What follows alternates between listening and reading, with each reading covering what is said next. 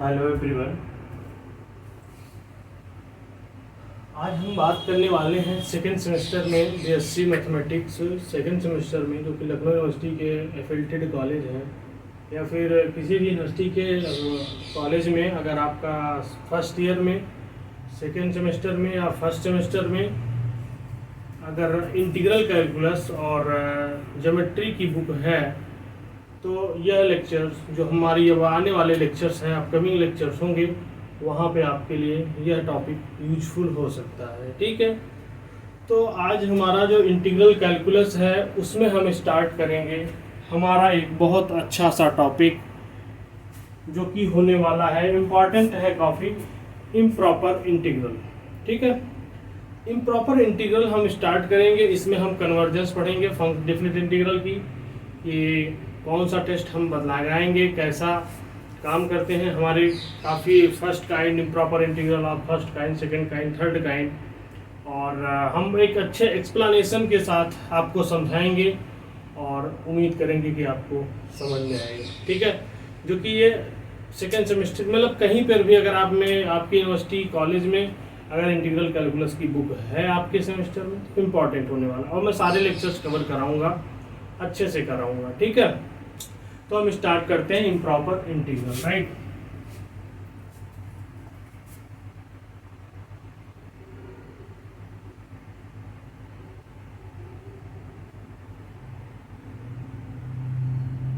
Improper integral पढ़ने से पहले हम प्रॉपर इंटीग्रल की बात करेंगे, और प्रॉपर इंटीग्रल से को पढ़ने से पहले हम बाउंडेड और अनबाउंडेड की बात करेंगे। राइट, तो देखो भाई, बाउंडेड क्या होता है, आपने डेफिनेट इंटीग्रल देखा होगा। देखो डेफिनेट इंटीग्रल क्या होगा, हमारा a to B F of x into D x. अगर इस फॉर्म में हमारा कोई इंटीग्रल हो जिसकी रेंज a और b हो इंटरवल में, और जो हमारा a क्या है, a is called lower limit,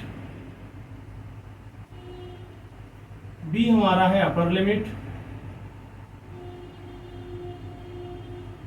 और हमारा एफ ऑफ एक्स क्या कहलाता है, जो कि फंक्शन है जिसे हम क्या बोलते हैं, इंटीग्रेंट।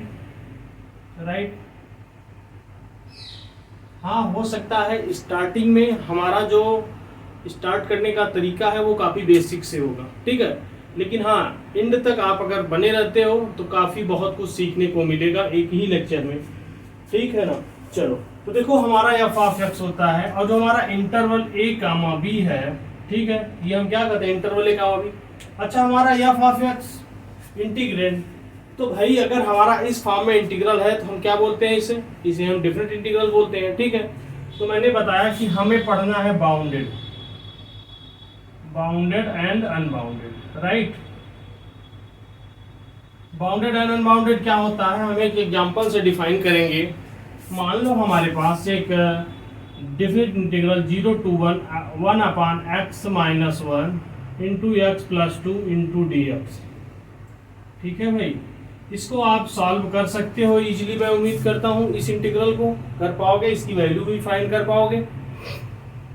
तो बट हमें बताना है कि ये जो हमारा डेफिनेट इंटीग्रल है यह बाउंडेड है कि अनबाउंडेड। अच्छा, हम ये चीज बताते कैसे हैं, कैसे हम जानते हैं कि हमारा डेफिनेट इंटीग्रल बाउंडेड है या फिर अनबाउंडेड। तो देखो, जो हमारा इंटरवल है लोअर लिमिट x बराबर 0 और x बराबर 1, हम दोनों पॉइंट पर अपना अलग अलग चेक करते हैं। ठीक है, चेक करने के बाद क्या चेक करते हैं, देखो हमारे पास यहाँ से एफ ऑफ एक्स की वैल्यू हो जाएगी 1 upon x minus 1 x plus 2, और हम at x is equal to check करेंगे कि हमारा एफ ऑफ एक्स जो इंटीग्रेंड है ये क्या वैल्यू दे रहा है। पहले x इक्वल टू 0 है ना, तो मैंने पुट किया 1 अपॉन 0 माइनस 1 और 0 प्लस का 2। राइट, तो कितना मिल गया भैया, F of x F of 0 बराबर 1 अपॉन माइनस 1 और प्लस का 2, तो आ गया माइनस का 1/2। देखो माइनस का 1/2 हम काउंट कर सकते हैं, तो ये हमारे पास एक फाइनाइट वैल्यू आई है।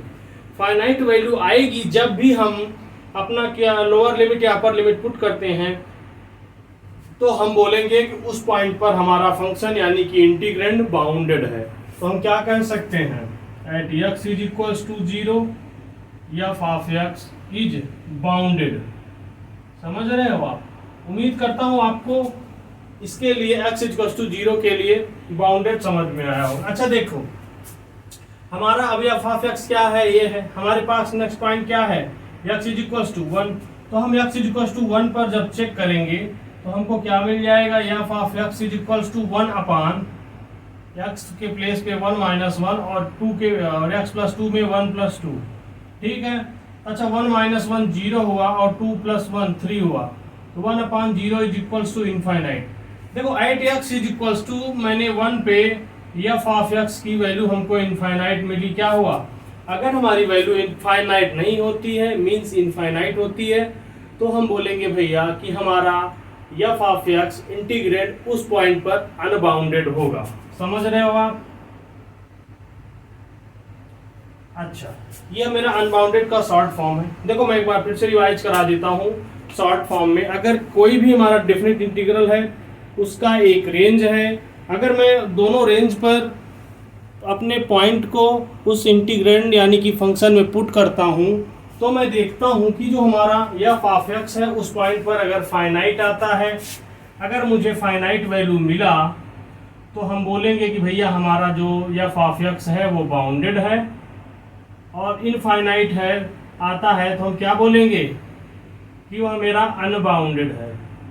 उम्मीद करता हूं कि आप बाउंडेड और अनबाउंडेड समझ गए होंगे। अच्छा आगे हम पढ़ेंगे improper integral of improper integrals के काइंड, तो उसमें हम इसका बहुत यूज करेंगे। फिर जब हम इसके प्रॉब्लम सॉल्व करेंगे, टेस्ट लगाएंगे, तो बाउंडेड और अनबाउंडेड का बहुत यूज होता है। तो इसलिए मैंने आपका ये डाउट क्लियर अभी पहले से ही कर दिया। अच्छा ठीक है, तो अब हमारा जो नेक्स्ट काम है इम्प्रॉपर इंटीग्रल हमें पढ़ना है भाई। तो इम्प्रॉपर इंटीग्रल पढ़ने से पहले मैंने बताया आपको कि भाई हमको प्रॉपर भी आना चाहिए।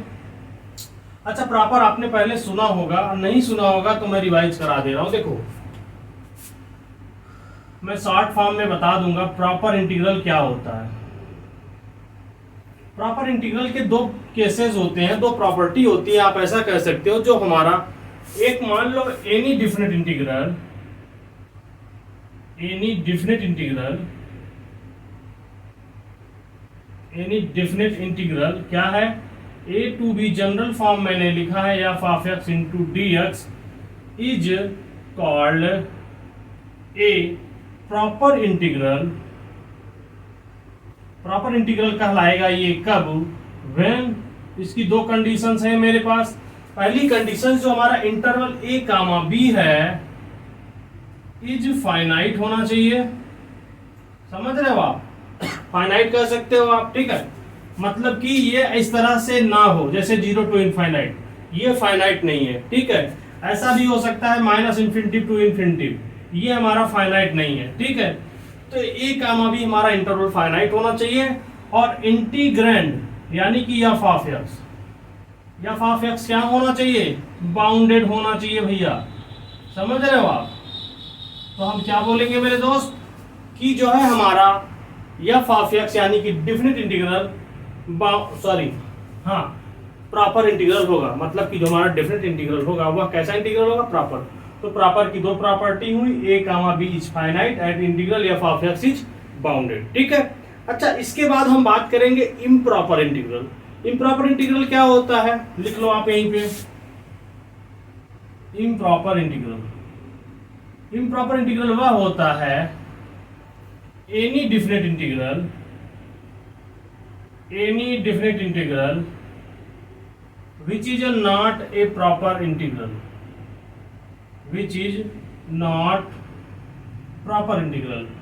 समझ रहे हो आप? प्रॉपर इंटीग्रल मतलब भैया ये हुआ, इसका मतलब देखो प्रॉपर इंटीग्रल की दो प्रॉपर्टी है हमारे पास, एक फाइनाइट और एक बाउंडेड होना चाहिए। तो मतलब कि अगर मान लो ये वाला जो कंडीशन फर्स्ट है ये ना होल्ड करे, सेकंड वाला होल्ड करे किसी डिफिनिट इंटीग्रल के लिए, वो हमारा कहलाएगा फर्स्ट काइंड। अभी मैं लिखा दे रहा हूं आपको। और दूसरी कंडीशन हमारी होगी कि एफ ऑफ एक्स बाउंडेड ना हो और हमारा हो सकता है कि a comma b interval finite हो जाएगा, ये हमारी सेकंड केस होगा। और थर्ड केस होता है हमारा third kind of improper integral कि दोनों ना हो, ना तो फाइनाइट हो और ना ही बाउंडेड हो। तो हम क्या बोलेंगे उसको, वह improper integral of third kind. मतलब भैया कि दोनों में से एक केस हमारा होल्ड नहीं करेगा, या तो दोनों केस होल्ड नहीं करेगा, तो हम क्या बोलेंगे भाई कि हमारा वह इम्प्रॉपर इंटीग्रल हुआ। चलो, तो इम्प्रॉपर इंटीग्रल के कुछ काइंड है हमारे पास, हम उसको डिस्कस कर लेते हैं। उम्मीद करता हूं आपको प्रॉपर इम्प्रॉपर समझ आया, ठीक है। चलो, तो आप लिख लो improper integral of first kind. Improper integral first kind में शॉर्ट फॉर्म में लिखा दे रहा हूं, एनी डिफरेंट इंटीग्रल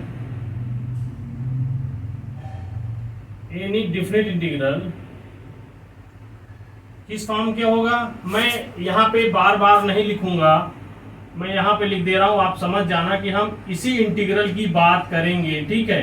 कोई भी हमारा इस फॉर्म का डिफरेंट इंटीग्रल होगा, उसका जो ए कामा बी इंटरवल होगा, क्या होगा, ए कामा बी हमारा जो इंटरवल होगा इज नॉट फाइनाइट, ये फाइनाइट नहीं होगा, but integrand F of x is bounded. अच्छा, उम्मीद करता हूं आपको ये चीजें समझ में आई होंगी कि हमारा improper integral of first kind क्या होगा, ए कामा भी हमारा फाइनाइट नहीं होगा और एफ ऑफ एक्स इज हमारा बाउंडेड हो जाएगा। अच्छा, अब हम बात करेंगे improper integral of second kind क्या होता है।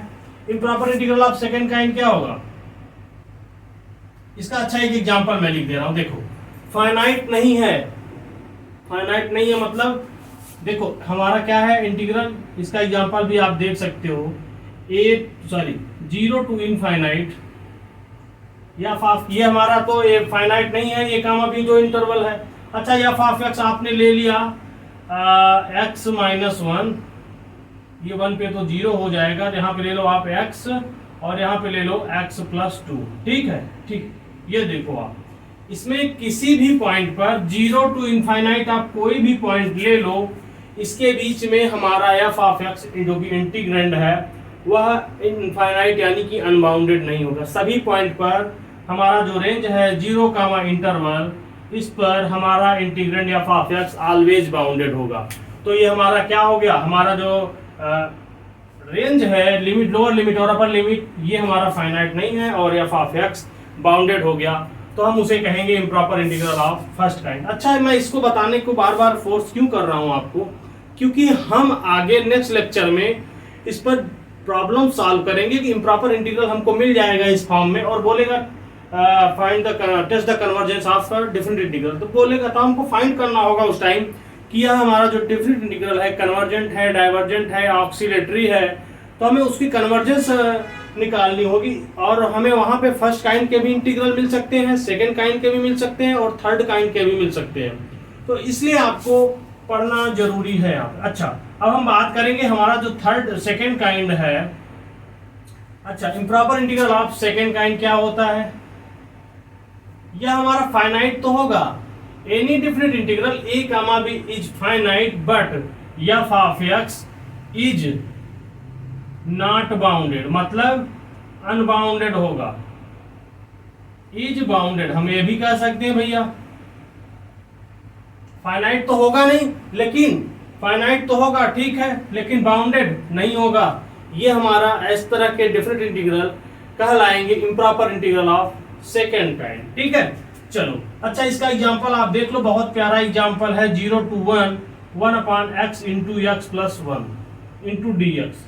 देखो, हमारा जो डिफरेंट इंटीग्रल इस फॉर्म का है, इसका जो लिमिट है वो फाइनाइट है, ठीक है। तो भैया क्या या इस पॉइंट पर बाउंडेड है, तो देख लो आप, x बराबर 0 पे मेरे पास है F of x is equal to x into x plus 1। जब मैंने x बराबर 0 अपने एफ ऑफ एक्स में पुट करूंगा तो 1 अपॉन 0 इंटू 0 प्लस 1, और क्या आ गया 1 upon 0 is equal to infinite. मतलब हम क्या कह सकते हैं, at x is equal to 0 F of x is unbounded. समझ रहे हो आप, यह हमारा x इज इक्वल टू 0 पे क्या हुआ, अनबाउंडेड।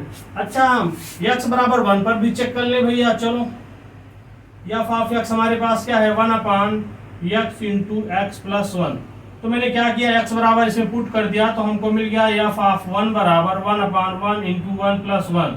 तो क्या हो गया, 1 अपॉन 1 इंटू 2 मतलब 1 अपॉन 2, जो कि हमारा फाइनाइट है। और हम कह सकते हैं at x is equal to 1 पर एफ ऑफ एक्स हमारा क्या है, बाउंडेड हो गया मेरे भाई।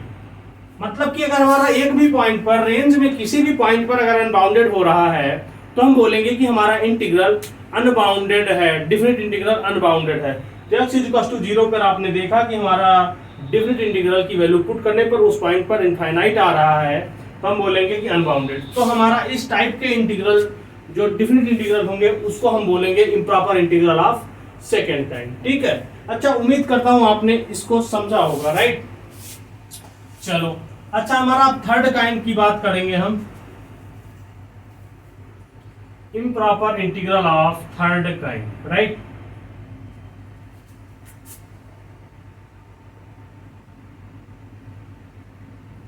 Improper integral of third kind. देखो थर्ड काइंड क्या होता है, जो ना तो फर्स्ट काइंड को होल्ड करे और ना ही सेकेंड काइंड को। इसको हम इस तरह से लिख सकते हैं, देखो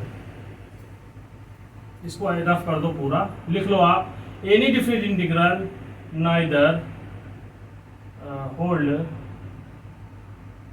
ऐसा direct, any different integral neither first kind nor second kind, right, nor second kind.